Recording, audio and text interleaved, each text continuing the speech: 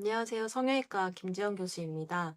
유방암 치료 과정에서 가장 많이 고민하시는 부분이 바로 재건을 어떻게 결정해야 할까인데요. 오늘은 그 고민을 조금이라도 덜어드릴 수 있도록 유방 재건의 기본부터 차근차근 이야기를 나눠보겠습니다. 안녕하세요. 성형외과 장란숙 교수입니다. 처음 진단을 받으시면 막막함과 걱정이 앞서기 마련인데요.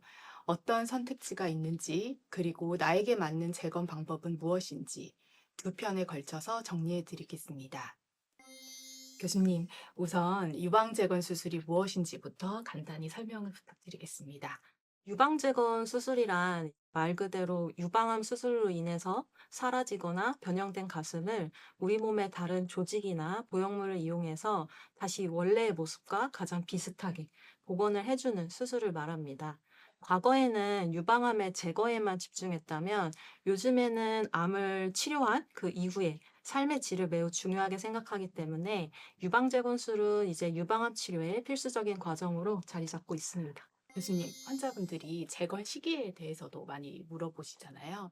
시기에 대해서 말할 때 단순히 전절제 수술을 할 때 재건을 같이 하느냐, 전절제만 먼저 하고 재건은 나중에 하느냐, 이 두 방법이 시간적인 차이도 있겠지만 수술할 때 환자분의 가슴 상태가 완전히 다르다는 점을 이해하는 것이 중요할 것 같습니다. 네, 맞습니다.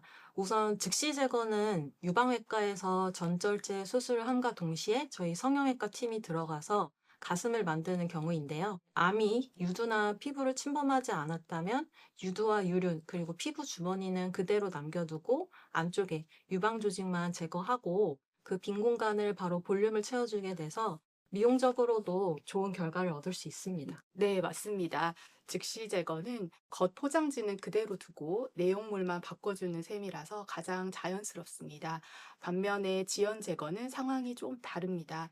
처음 암 수술 당시에 암의 병기가 높아서 재건보다는 암 치료가 급선무였거나 혹은 환자분이 당시에는 재건을 원치 않으셔서 유방만 제거하신 경우들입니다. 이렇게 지연 재건으로 오시는 분들은 이미 유두와 유륜 그리고 피부가 모두 제거돼서 가슴이 좀 평평하게 붙어 있는 상태에서 외래로 찾아오시게 됩니다.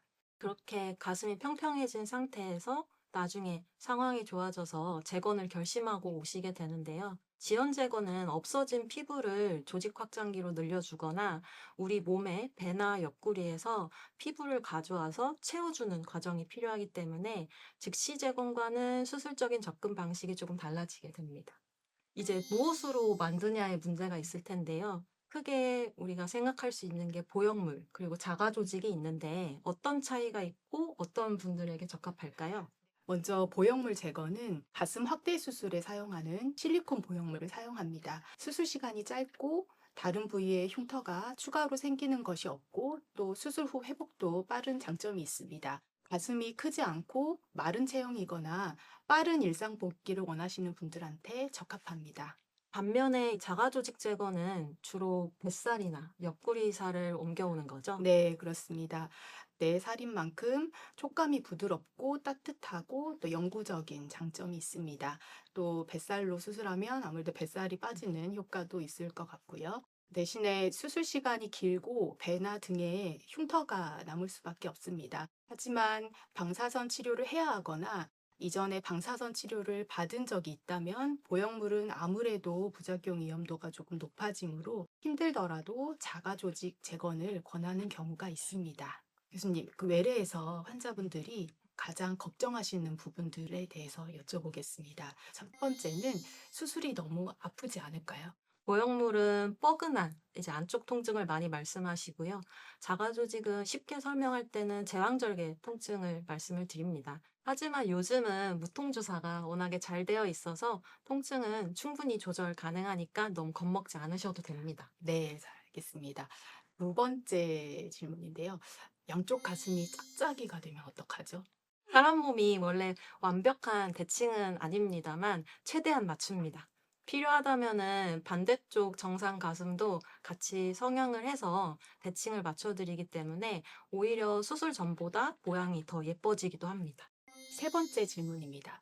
흉터는 언제쯤 없어질까요?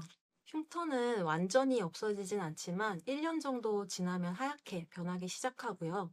실밥 제거하고 나서 흉터 연고를 사용해서 흉터 관리를 하게 됩니다. 흉터가 가슴 밑라인에 있는 경우에는 눈에 잘 띄지 않게 관리할 수 있습니다.